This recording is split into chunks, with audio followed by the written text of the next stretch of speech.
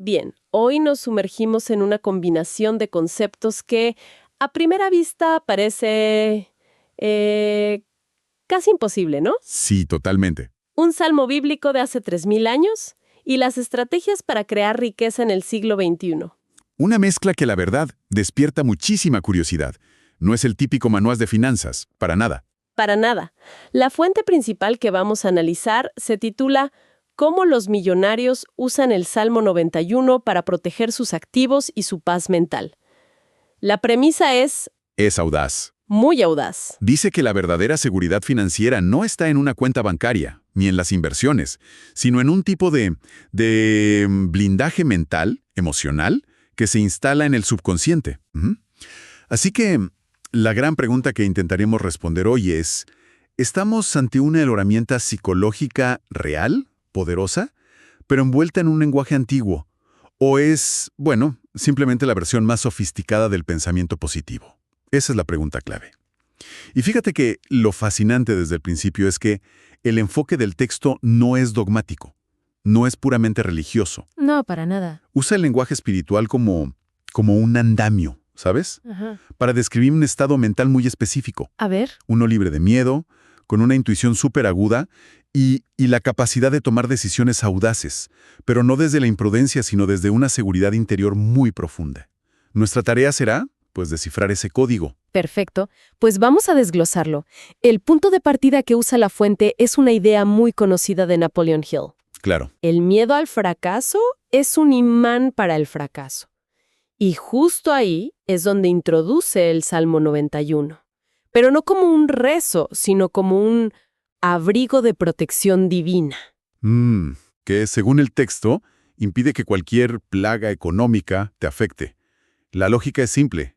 Eliminas el miedo, eliminas el mayor obstáculo para el éxito.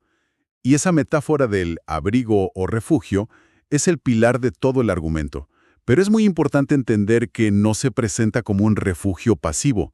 No es un lugar donde te escondes. Es algo activo. Es un entorno activo que tú mismo cultivas. La fuente usa un lenguaje muy particular. Dice que al habitar bajo la sombra del Omnipotente, la persona eleva su vibración. Claro, vibración, frecuencia, son términos que pueden sonar un poco abstractos. Si tratamos de traducirlo, estamos hablando de construir un estado de enfoque mental tan intenso que el ruido de afuera, la negatividad, las malas noticias, simplemente rebotan. Estado de ecuanimidad, de resiliencia psicológica. Imagina un CEO en medio de una crisis de mercado. Ok. Uno podría estar, paralizado por el pánico, reaccionando a cada titular. El otro, que opera desde el abrigo, mantiene la calma, ve oportunidades donde los demás solo ven caos. Y toma decisiones estratégicas, no reactivas. Precisamente. Por eso el texto dice que los millonarios con paz mental operan con un seguro que no se compra con dinero. Es la confianza inquebrantable en tu propia capacidad para manejar lo que sea que la vida te arroje. Y aquí es donde la filosofía se vuelve práctica, porque el texto describe aplicaciones increíblemente concretas. De todas las que menciona, la de sellar los contratos me pareció la más audaz. Sí, esa es muy potente. Sostiene que antes de una firma importante, estas personas hacen un ejercicio de visualización. Se imaginan cubiertos por un escudo y adarga de la verdad. Es que es una técnica de preparación mental muy fuerte. Los atletas de élite lo hacen todo el tiempo. Visualizan la carrera perfecta, El tiro ganador. Justo. Lo que hacen es entrenar su sistema nervioso para el éxito. El cerebro, a nivel neuronal, no distingue muy bien entre una experiencia que imaginas vívidamente y una real. Claro. Al hacer esto, llegan al momento clave con calma, con una sensación de familiaridad, no de ansiedad. Entiendo la parte de reducir la ansiedad, pero el texto va un paso más allá. Dice que el objetivo es asegurar un trato justo y favorable. Eso suena a que la visualización no solo te afecta a ti, sino al resultado externo. ¿Cómo interpretamos eso? Esa es la delgada línea donde la psicología se encuentra con la fe.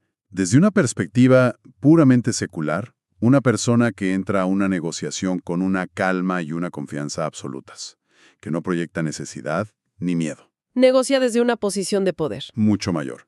Su lenguaje corporal cambia, su tono de voz, y eso, sin duda, influye en la otra persona.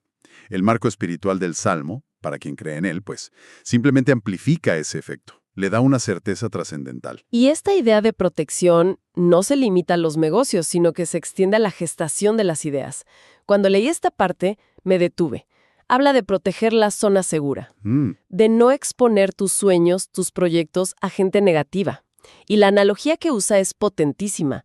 Hay que dejarlos crecer bajo el abrigo del silencio y la oración.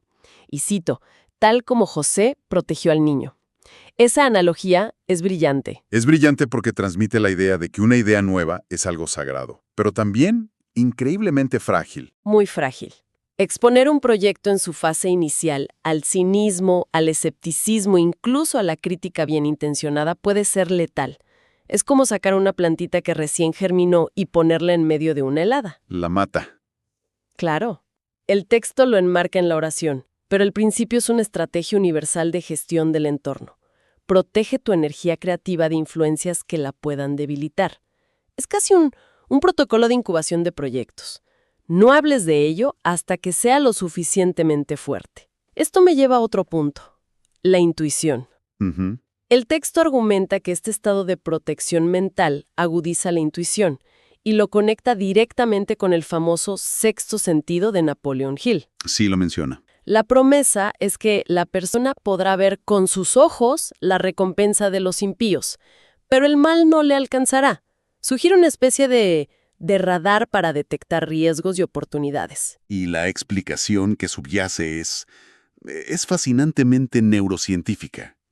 El texto dice que esta sensibilidad viene de una mente en reposo, de morar bajo el abrigo del Altísimo.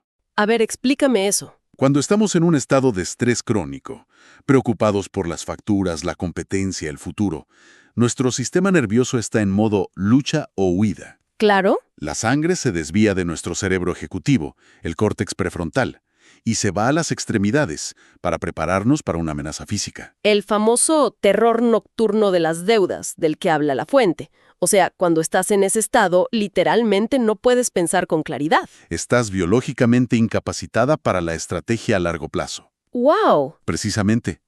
Liberar la mente de ese terror es como liberar ancho de banda en tu cerebro. Un estado de calma y seguridad permite que el córtex prefrontal funcione a su máxima capacidad. Y ahí es donde entra la intuición. Exacto. Esto no solo mejora la planificación y la creatividad, sino también la intuición. La intuición, en muchos casos, es simplemente nuestro cerebro reconociendo patrones sutiles. Una mente ansiosa, ruidosa, pasa por alto esas señales. Una mente en calma las capta. Me parece muy potente la mentalidad que promueve para enfrentar los desafíos, proyectándolos hacia un año, como 2026. Usa una imagen casi violenta. Sí. Pisar al león y al áspide. La fuente explica que el león son los grandes problemas, las crisis evidentes, mientras que el áspid, la serpiente, simboliza las traiciones, los peligros ocultos. Lo sutil. Exacto. Y la idea no es esquivarlos, es obtener la autoridad para caminar sobre ellos, sin sufrir daño. Ese es un cambio de perspectiva radical. Te transforma de una víctima potencial de las circunstancias a un actor dominante en tu propio entorno. ¡Claro! No es una mentalidad defensiva de «ay, ojalá no pase nada malo», sino una ofensiva de «venga lo que venga, estoy por encima de ello». El texto lo resume diciendo que tu preocupación principal no debe ser la competencia, sino tu conexión con la fuente. Con lo cual se redefine por completo el campo de batalla. Ya no es el mercado ni los competidores. El verdadero campo de batalla es tu propia mente. Ahí está. El control se traslada de lo externo, que es incontrolable, a lo interno, que sí puedes gestionar. Totalmente. Y bajo esa lógica, incluso los fracasos pasados, que el texto sitúa en un hipotético 2025, se reinterpretan. Ya no son derrotas, son datos. Son lecciones. Son, y cito, lecciones sobre lo que se debe cubrir mejor en el futuro. Es un ciclo de aprendizaje y ajuste constante de tu escudo mental. Esto es el concepto de antifragilidad en su máxima expresión. No solo resistes los golpes. No, cada golpe te hace más fuerte, porque te revela dónde tienes que reforzar tus defensas. Claro, porque de nada sirve tener todas estas herramientas para hacer dinero si al final, pues no tienes paz. Y parece que la fuente se adelanta a esa objeción, ¿no? Absolutamente. Define el éxito de una manera mucho más integral. Sí. El texto es clarísimo en ese punto. Hay una cita directa que es lapidaria. La riqueza sin paz es solo una carga. ¡Una carga! El objetivo final no es solo la acumulación, sino la riqueza acompañada de la promesa de larga vida para disfrutarla. La paz mental no es un lujo que viene después del éxito. Es el prerequisito. Es el prerequisito para alcanzarlo y sobre todo para mantenerlo y disfrutarlo. Y no se detiene en el individuo. Extiende este blindaje a la familia, al hogar, habla de enseñarles a los hijos que su casa es un lugar sagrado, inmune a la escasez de afuera. Fascinante. Sugiere un impacto generacional. Es que el objetivo último que propone es crear un legado. No se trata solo de ser una persona exitosa. Se trata de convertirte en el primero de una generación que vive protegida y en abundancia. ¡Wow! Se trata de instalar un nuevo sistema operativo mental en la familia, uno basado en la seguridad, en la prosperidad, en lugar de la carencia y el miedo. El texto concluye que esta confianza, esta fe inquebrantable, te hace un competidor imparable. ¿Y por qué? Pues, ¿por qué?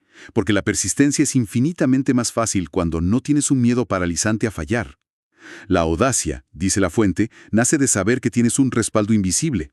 Entonces, si tuviéramos que destilar la idea central de todo esto, el texto nos presenta el Salmo 91 no como un rezo pasivo para pedir ayuda, ¿No? sino como un sistema activo de entrenamiento para la fortaleza mental. Un manual para cultivar la resiliencia, agudizar la intuición y tomar decisiones desde un estado de calma, de poder, no de miedo. Exactamente. El hilo conductor de todo el argumento es que nuestra realidad externa es, en gran medida, un reflejo de nuestro estado interno. Al reprogramar, como dice el texto, la mente subconsciente hacia la seguridad, hacia la fe en un resultado positivo. Influyes en los resultados del mundo real. Directamente. En los negocios, en las finanzas. Es un marco que fusiona la disciplina espiritual con la ambición material, argumentando que una no puede sostenerse a largo plazo sin la otra. Y esto nos deja con una reflexión final, para quienes nos escuchan. Hacia el final, el texto hace una afirmación muy, muy audaz. Sí, Dice que esta práctica reprograma el ADN para la supervivencia del más apto, pero inmediatamente redefine lo que significa ser el más apto. no lo define como el más fuerte ni el más rápido, ni siquiera el más inteligente en el sentido tradicional. No. La definición que da es, el más apto es aquel que confía en el Creador. Lo que nos deja con una pregunta muy interesante para reflexionar, ¿no?